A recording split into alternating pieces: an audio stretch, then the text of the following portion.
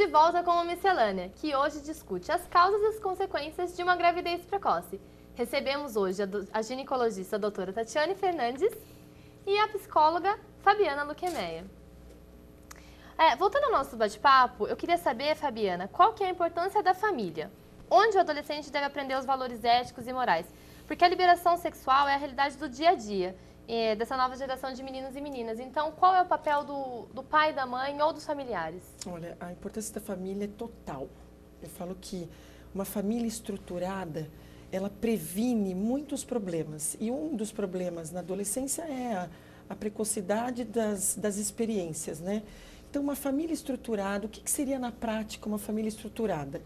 Claro que os pais, eles vêm com uma educação, a mãe vem com a outra, e nós somos influenciáveis o tempo todo, primeiro pelos nossos pais, depois pelos amigos. Então, o que seria na prática? É atenção. O adolescente, ele precisa receber elogios. Ele pode receber elogio da namorada, do namorado, depende, né? O mundo flex. Então, ele recebe 1000 elogios de todo mundo externo, de fora de casa, mas o que ele precisa mesmo é receber carinho, atenção, proteção, se sentir seguro dentro da casa dele. Uma boa conversa, às vezes o pai é tímido, a mãe é na dela, mas ele receber alguma atenção em algum sentido, seja na escola, seja elogiando o perfil físico. Então, pai e mãe presente, final de semana, e comer juntos, almoçar juntos. E principalmente valorizar. Então, se o adolescente ou pré-adolescente ele não se sente valorizado dentro de casa, ele vai querer ser valorizado fora. Aí entra a menina que se apaixona pelo Dom Juan, que fala um monte de coisinha na orelha dela, aí ela transa, ela tem relações com ele, porque o encantamento, exatamente, eu adoro essa palavra, ela se encanta com o cidadão. Por quê? Porque onde ela vive, ela não é valorizada. Aí vem alguém, elogia e faz 1000 E ela começa a ter uma nova concepção, né? Exatamente. Uma nova concepção de família. Claro, não. E ela vai se deixar levar por aquele namorado ou ficante, justamente porque ela quer se sentir valorizada. Então, agora, se a garota tiver uma autoestima boa e uma autoconfiança boa, positiva, ela vai se importar menos com o que os garotos pensam. E o menino, a mesma coisa. O garoto também se deixa levar. Porque a mulher, ela sabe seduzir. Se o homem não tiver cabeça boa, ele cai na da garota.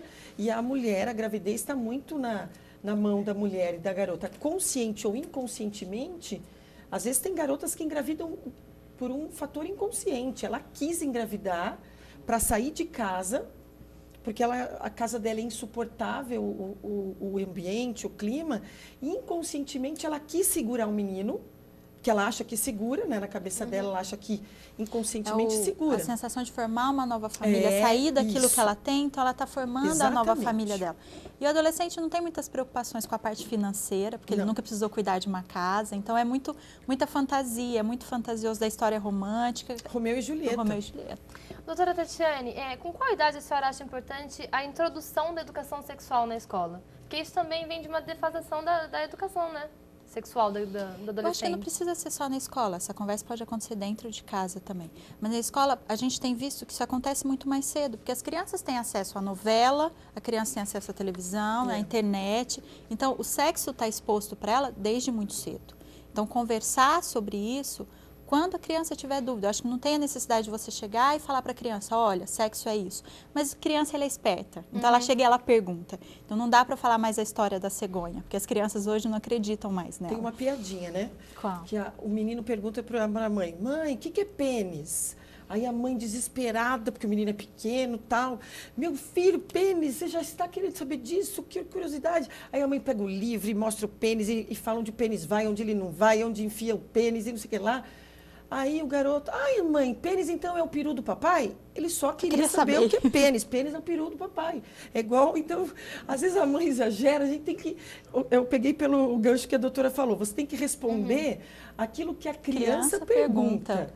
Você não precisa ir com toda a sua sendo médica, né? Falando médico toda... tem mania, olha, psicólogo e médico quer já ensina antes do cara perguntar. E não precisa, porque pênis é isso, o que é isso é aquilo e pronto. Falando nessa explicação que você deu, você não acha que o governo é escasso em relação à informação sexual?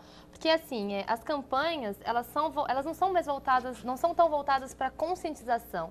Elas bombardeiam um monte de informação e a conscientização mesmo do que aquilo vai gerar para adolescente, eu acho que é pouco vista. O que vocês acham? Eu acho relativo, porque os adolescentes ou pré-adolescentes, às vezes eles têm educação sexual na escola, ouvir um palestrante, tem.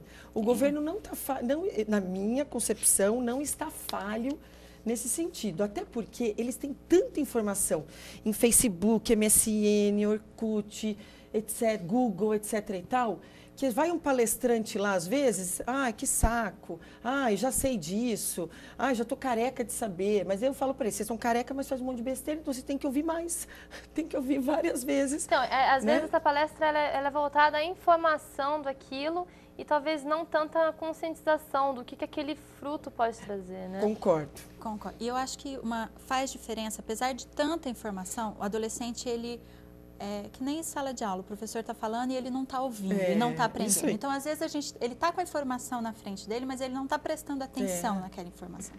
E eu acho que isso faz a diferença. A menina tem muito isso, da mãe levar a primeira vez no ginecologista para conversar. A menina, muitas vezes, adolescente, ela tem uma conversa comigo que ela não tem com a mãe. De curiosidade, de pergunta, de entender as mudanças que o corpo está tendo.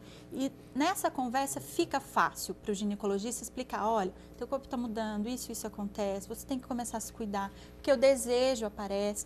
Então, eu acho que incentivar essa primeira consulta do adolescente, a menina, o ginecologista, o menino, o urologista, que é mais difícil ainda de acontecer, é muito importante. Isso também faz parte da prevenção. Acho que por isso é o papel legal de vocês, ginecos, e dos ebiatras, né? Também. Que é médico de adolescente. Eu acho que essa especialidade, para eu que trabalho muito com adolescente, eu acho muito legal. O ginecologista, que trabalha toda essa adolescência mesmo, de explicar, fazer, colocar as consequências, colocar até essa, que nem eu falei, essa tabelinha de quanto custa ter um filho, quanto vai custar para você não estudar, né? Já estudando fica difícil, não estudar fica mais difícil. Eu acho que ao invés de mostrar o órgão genital, para que ele serve, tudo. Isso já então, eles já estão careca de saber. E para a criança que vai nascer, quais são as consequências de ser um fruto indesejado? Eu brinco que entre mortos e feridos todos se salvam, né? Porque todos nós temos as nossas carências. O fruto, as consequências são piores do que um lar estruturado, quando a criança é querida, né? Querida, desejada, é diferente de uma criança que vem, que a mãe começa a rejeitar. Eu acredito que depois de um certo tempo a criança começa a sentir todo aquele ambiente pesado e nasce num ambiente pesado, né? Assim, emocionalmente pesado. É claro que é diferente você ser criado e educado num ambiente mais estruturado do que nascer ali onde não tem lugar para colocar o bercinho, ou tem situação financeira boa, mas a mãe rejeita, sai, vai para a balada, deixa com a avó, deixa com a outra avó. É complicado. E tem consequências mesmo durante a gravidez, né? A gente sabe que paciente tem gravidez na adolescência, os bebês nascem com baixo peso, e muitas vezes prematuro também. Isso é muito comum da gente ver na adolescência. Esse é um dado que eu não sabia. Doutora Tatiana, o aborto, eles são permitidos nessas meninas tão novas, de 10, 11 anos? Ou... Não. No Brasil, o aborto só é permitido em caso de violência sexual ou em caso de risco materno. E para uma criança de 10 anos? Porque é uma criança, né, 10 anos. Mas não tem risco de vida para ela, né? Ela já pode engravidar nesse período. Eu acho isso é importante você comentar sobre o aborto, porque na adolescência a gente vê que o aborto provocado, a taxa, o índice é alto. O índice alto porque... dia seguinte, né? O aborto através de remédios, na verdade, através né? de remédio, até a procura de clínica que não é legalizada, a gente sabe que é maior entre as adolescentes e elas se expõem a um risco maior ainda de infecção, muitas vezes de perder esse útero para uma infecção, procedimento mal feito, sem higiene. Emocional, né, doutora? Porque elas não... Nessas clínicas... Porque é sempre escondido, ou alguma amiga que sabe, algum familiar que leva. E se o aborto fosse legalizado, de repente seria uma alternativa? É relativo isso, porque às vezes é uma alternativa até para liberar mais e fazer mais besteira. Eu acho que a alternativa é a informação, é informação para paciente. Eu não tenho uma opinião formadíssima assim, sobre liberação de aborto. Eu acho que as pessoas, dependendo da cultura, e eu acho que o Brasil ainda precisa caminhar um pouquinho mais no sentido de conscientização para liberar o uso da maconha, o aborto, pena de morte. Acho que ainda o Brasil ele é mais novo culturalmente, ainda, mas não sei, não é um caminho hoje ainda. Fabiana, você estava falando da família e do casamento, né? Qual que é a sua opinião, então, sobre isso, assim? Que as famílias, elas ficam, às vezes, tão preocupadas que elas querem casar o adolescente e talvez seja um casamento que não vai dar certo. Você acha que essa é uma solução? Eu acho que a solução, independente se vai casar ou não, é manter a calma, o que é muito difícil para algumas mães e pais. Então é o seguinte, sempre quando eu falo, quando vem uma notícia ruim, você tem que pegar essa notícia, colocar no colo e pensar sobre ela. Então, para os pais, quando receber uma notícia dessa, é óbvio que no começo é desesperador, porque você pensa em tudo já, né? Você vê lá na frente o seu filho, a sua filha, mas é o quê? É primeiro sentar mãe, pai e filho, primeiro o seu núcleo, o seu pai com a sua mãe, e ver as possibilidades. Filho, você gosta dessa menina? Ou para a menina, você gosta desse garoto? Você acha que é legal? O que você sente por ele? O que você pensa? Agora, tem pais que, dependendo da cultura, vai radicalizar. Então, tem que sentar o pai e a mãe da menina, o pai e a mãe do menino, sentar todos juntos ou separado, e daí eles se falam entre eles. Às vezes a mãe é mais calma, vai você lá falar com a outra mãe. Ou se o pai for mais calmo, vai lá você conversar.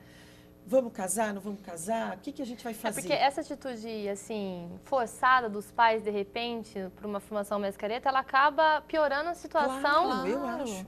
Tanto para a criança que vai nascer. Duas crianças com mais uma criança sem estrutura nenhuma. É complicado. Forçar a barra para casar, se eles não querem, é você começar já errado. Agora, é claro que você não pode, como mãe, como pai, isentar da responsabilidade. Você vai cuidar, então você vai trabalhar agora, porque você vai ter que comprar fralda, então você não vai ficar com essa vida mansa que você tem. Você vai ter que pagar a conta agora. E então, para a gente encerrar o nosso programa, eu gostaria que vocês dessem dicas para os pais quebrarem esse bloqueio de falar sobre sexo dentro de casa. Eu acho que, no nosso caso, né? Eu acho que quando você não consegue falar de sexo e drogas com seu filho, se você não sabe falar sobre a música preferida dele. Exatamente. Eu acho que você tem que saber conversar com seu filho. Antes de conversar sobre um problema, você tem que conversar sobre coisas boas. O pai que sabe conversar sobre funk, punk, rock, mesmo não gostando, é importante você valorizar os assuntos gerais. Quando vier o problema, você vai saber conversar com ele sobre esse problema. Doutora Tatiane? Eu concordo com a Fabiana. Eu acho que você conversar sobre o tudo fica muito mais fácil conversar sobre sexualidade. Sexo é difícil de conversar, né? As pessoas têm dificuldade de começar o assunto.